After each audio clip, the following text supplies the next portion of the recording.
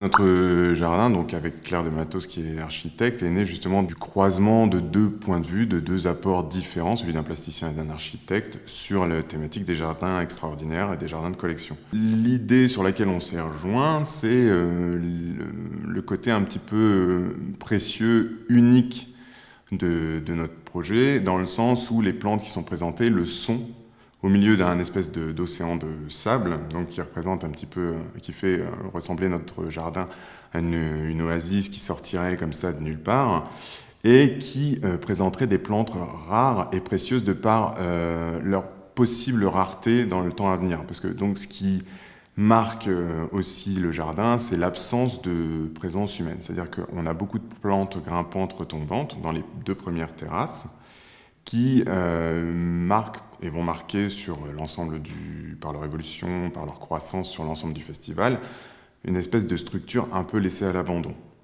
Et dans la troisième terrasse, nous avons les étagères seront remplies avec des bouteilles, des dames Jeanne, des bocaux, des choses comme ça, qui seront scellées.